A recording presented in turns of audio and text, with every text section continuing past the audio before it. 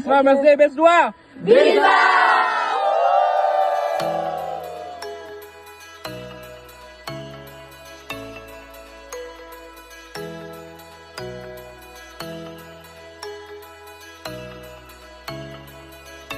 Halo Sobat Tarita, kali ini saya mau mengajak Sobat Tarita semua untuk melihat aktivitas kami yang ada di Harita Nikel. Nah, kali ini kami sedang mengikuti kegiatan Extra Miles Day. Bagi yang belum tahu Extra Miles Day itu apa? Jadi Extra Miles Day merupakan kegiatan yang bertujuan untuk memberikan pengalaman kepada karyawan mengenai proses operasional perusahaan dari hulu sampai hilir Sobat Tarita. Kegiatan ini merupakan suatu kesempatan yang diberikan kepada karyawan lintas perusahaan Harita Nikel untuk melihat secara langsung kegiatan operasional yang berada di Harita Nikel, mulai dari area pertambangan, smelter, reklamasi, sampai ke pembelajaran pemberdayaan masyarakat. Pada part kedua ini kami berjumlah 18 peserta dari semua bisnis unit Harita Nikel yang ada di ZOB, yaitu dari PT TBP, PT MSP, PT HPL, PT DCM, dan PT HJF. Seperti apa keseruannya? Mari ikuti terus videonya. Perjalanan kami dimulai dari sini, dari LK PT HPL, sekitar pukul jam 6 pagi. Kami akan menuju ke lokasi yang pertama, yaitu di Pantai Kawasi dan Muara Sungai Todoku.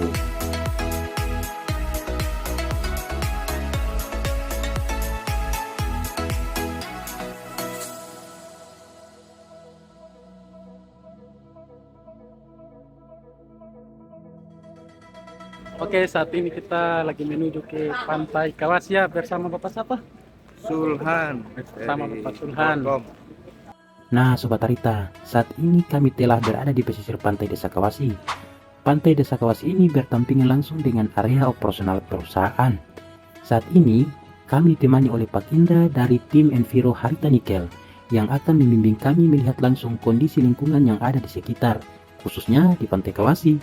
Untuk memastikan keadaan Pantai Desa Kawasi selalu dalam kondisi aman, Harita Nikel selalu melakukan pemantauan yang dilakukan secara berkala untuk memantau kualitas air laut. Selanjutnya, sampel air yang diambil akan diuji di laboratorium yang terpercaya dan hasilnya selalu memenuhi baku mutu yang ditetapkan oleh pemerintah. Halo, sekarang kita lagi di Pantai Kawasi. Kita secara langsung melihat kondisi Pantai Kawasi dan kita tidak membenarkan berita-berita di luar sana bahwa Harita Nikel tidak peduli dengan lingkungan, karena kenyataannya Pantai Kawasi masih dalam keadaan normal. Gimana Pak mengenai pendapat Bapak terhadap kondisi pantai yang ada di Kawasi? Karena banyak pertanyaan dari media-media, serangan dari media-media bahwa dari Harita Nikel itu tidak peduli dengan kondisi yang ada di sekitar Kawasi seperti itu. Bagaimana pendapat Bapak? Ya, semua isu yang tersebar tentang tercemarnya lingkungan di Harita Nikel itu nggak semuanya benar. Biar saya nggak banyak menjelaskan ya, bisa lihat sendiri kondisi sekarang laut dari Harita Nikel. Ya, masih normal ya. Lautnya masih sangat bersih, sangat murni, dan ikan-ikan juga masih ada, nelayan-nelayan pun masih bisa untuk mancing di sekitar sini. Daerah Todoku ini di hulunya itu banyak terdapat yang namanya kolam pengendapan atau sedimen pond ya. Sebelum air yang berasal dari area operasional perusahaan dilepaskan di laut, lebih dulu disaring oleh kolam pengendapan atau sedimen pond, termaksud Muara Sungai Todoku. Oke, baik teman-teman, sekarang kita telah berada di pesisir Pantai Kawasi yang dimana terdapat pond untuk penyaluran atau penyaringan air yang ada di Pantai Kawasi sebelum dia akan ke laut. Jadi dia akan disaring dulu ya teman-teman, di sini akan disaring dulu sehingga endapan yang berasal dari tambang tidak langsung ke laut. Jadi Pak Haji, sekarang kita tuh lagi di mana ini Pak Haji posisinya? Oke teman-teman, sekarang kita berada di titik terakhir di mana di sini ada filterisasi pengolahan air. Jadi di sini teman-teman ini namanya sedimen pond ya. Iya. Jadi tujuan daripada sedimen pond ini apa Pak? Tujuannya untuk, nah yang kita lihat di sini kan air yang keruh nanti mengalir ke laut ini Aha. sudah jadi jernih. Gitu. Ditambah lagi kalau bisa melihat di belakang itu sendiri pun ada bedrock biar batas dari muara dan juga laut itu sendiri tetap terjaga dan dilapisi juga dengan upaya-upaya dari pihak perusahaan-perusahaan yang ada di Harita. Manfaat lain dari muara Sungai Todoku ini dapat dimanfaatkan oleh masyarakat untuk sandaran perahu dan sebagai tanggul untuk pemecah ombak saat air laut pasang. Terdapat beberapa kolam pengendapan yang berfungsi untuk mengontrol kualitas air yang berasal dari area operasional sebelum dialirkan ke laut, sehingga yang dialirkan ke laut bisa dipastikan aman bagi lingkungan termasuk bagi biota laut.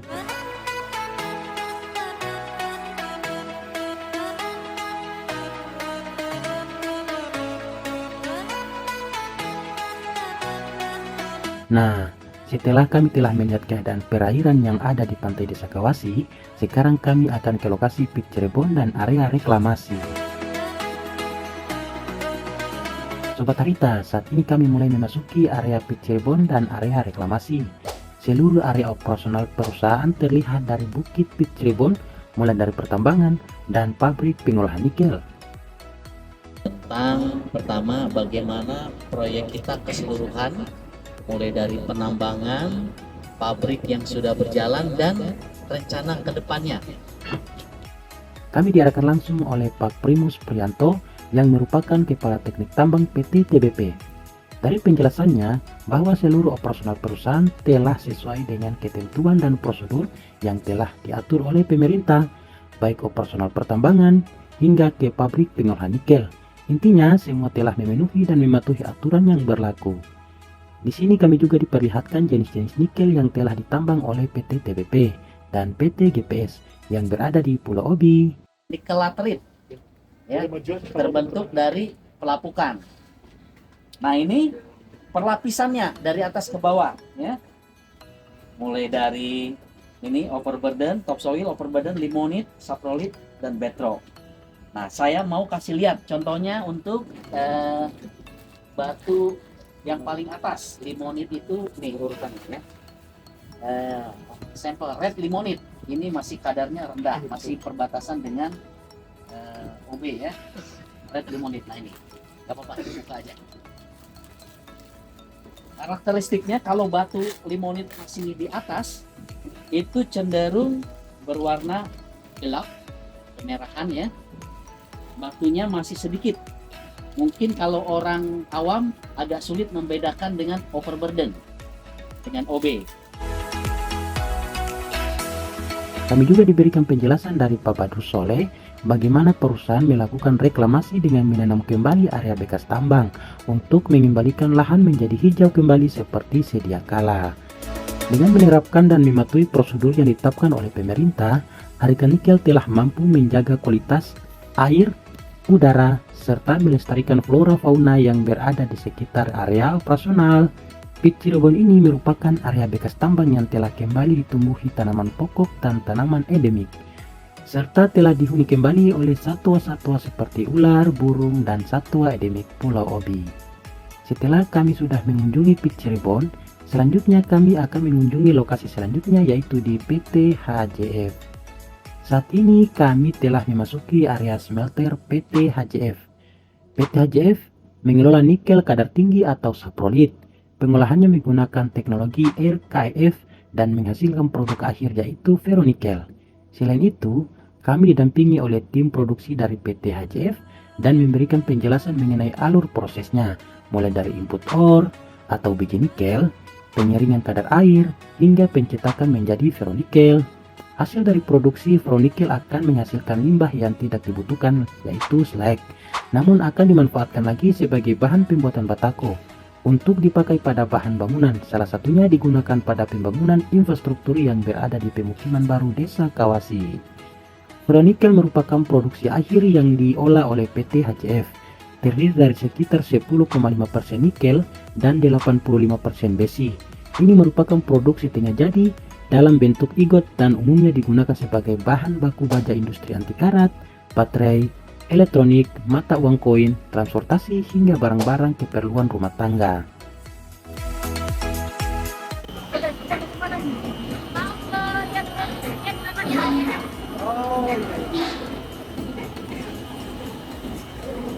Jadi teman-teman kita akan melihat langsung ruangan produksi yang ada di PT HCF seperti apa teman-teman.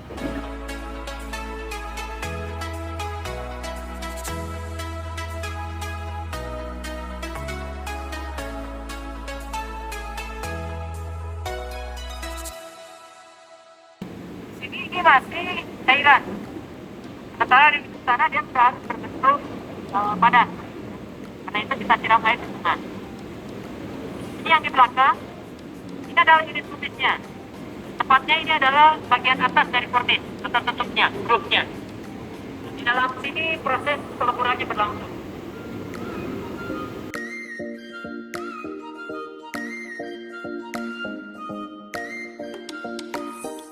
Sangat banyak kita mendapatkan pengetahuan dalam kegiatan ini. Dengan semangat dan keseruan kegiatan ini, sampai tidak terasa sudah waktunya istirahat dan makan siang. Dengan ini, kami langsung diarahkan menuju ke office HCF untuk makan siang dan beristirahat.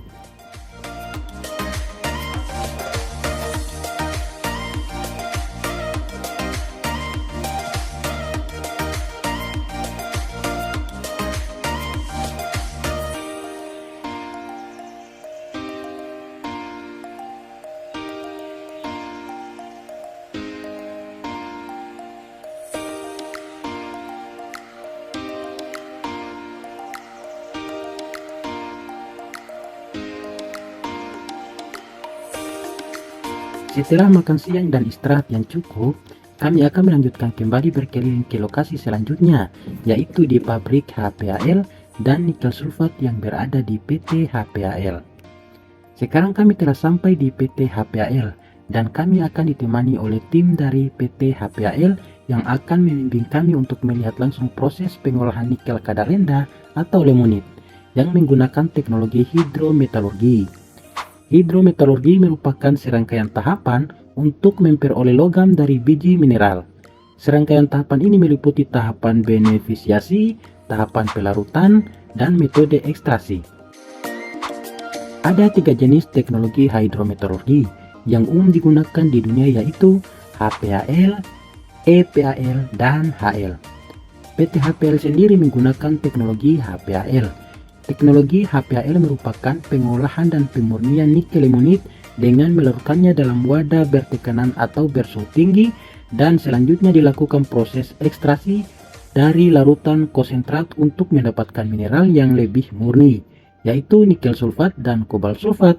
Secara garis besar terdiri dari proses peningkatan biji nikel melalui proses beneficiasi dan proses HPAL.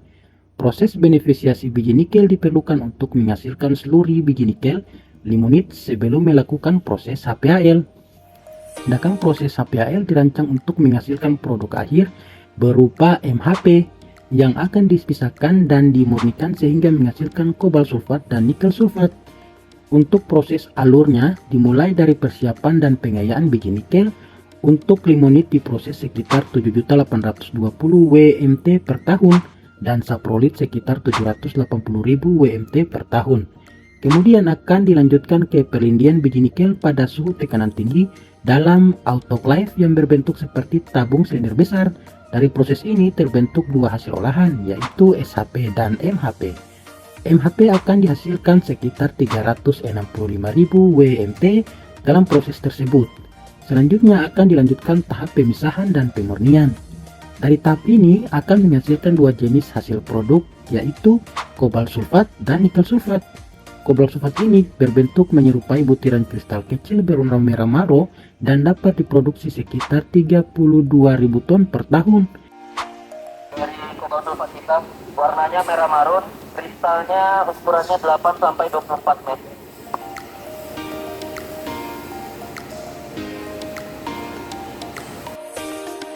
Sedangkan nikel sulfat berwarna hijau dan dapat diproduksi sekitar 247.000 ton per tahun. Jadi untuk produk nikel sulfat kita ya, ukurannya 8-24 meter, warnanya coklat.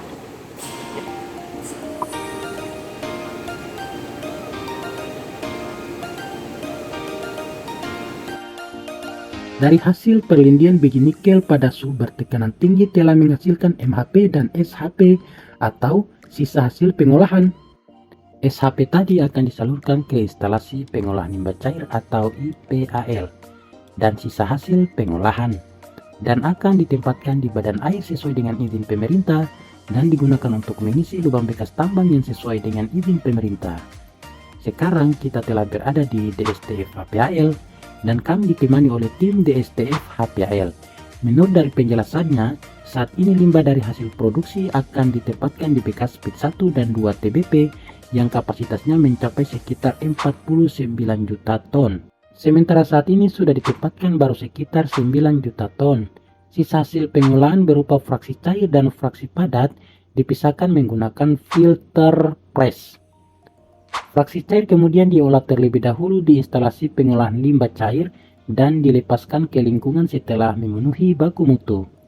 Fraksi padat telah memenuhi uji TJLP, uji karakteristik LD50 sesuai dengan ketentuan pada P nomor 22 tahun 2021 dan digolongkan sebagai limbah B3 sumber spesifik khususnya dengan kode limbah B416 yang berarti limbah B3 material tidak beracun, tidak mudah meledak dan menyala, tidak reaktif dan tidak korosif. Jadi kalau ada yang bilang perusahaan membuang limbah ke laut, jawabannya tidak benar karena limbah dari kegiatan produksi ini akan dipadatkan dengan menggunakan fasilitas DSTF. Setelah kami telah selesai berkeliling di area DSTF, kami akan langsung menuju ke lokasi selanjutnya, yaitu di Pemukiman Baru Desa Kawasi. Pemukiman Baru Desa Kawasi merupakan lokasi terakhir yang akan kami kunjungi. Pemukiman Baru Desa Kawasi lokasinya terletak sekitar 4 km dari pemukiman yang ditempati warga saat ini. Kawasi terletak di pelosok timur Indonesia, tempatnya di Kecamatan Pulau Obi, Halmahera Selatan, Provinsi Maluku Utara. Dengan adanya perkembangan industri yang tumbuh, Kawasi membutuhkan ruang untuk terus berkembang. Karena itu, pemerintah Kabupaten Halmahera Selatan menyusun rencana besar untuk Kawasi, yakni menjadikannya cikal bakal kecamatan baru di barat Pulau Obi. Kondisi Kawasi yang terletak di bibir pantai dengan ketinggian 0 hingga 2 meter di atas permukaan laut sangat berisiko terhadap abrasi dan pasang air laut, serta masuk dalam zona merah yang rawan gempa. Terlebih lagi, Kawasi tidak memiliki cukup ruang untuk berkembang karena dengan adanya pertumbuhan penduduk yang cukup tinggi.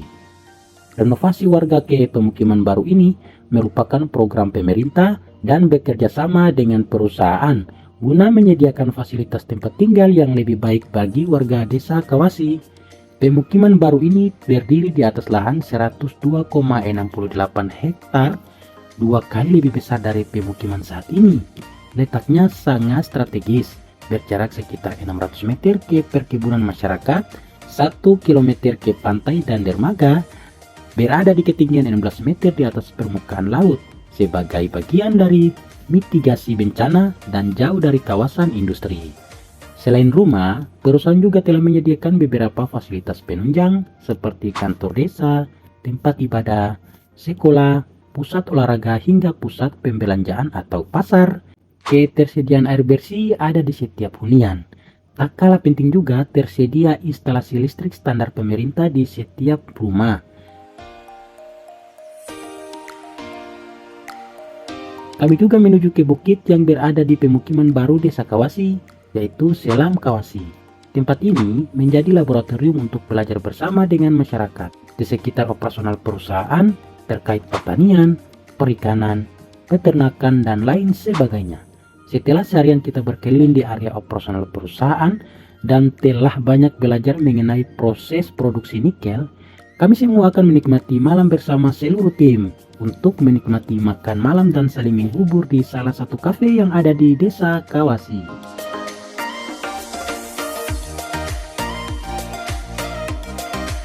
Dari awal sampai akhir perjalanan ini, kami dapat merasakan kebersamaan walaupun kami baru saja saling mengenal di dalam kegiatan ini.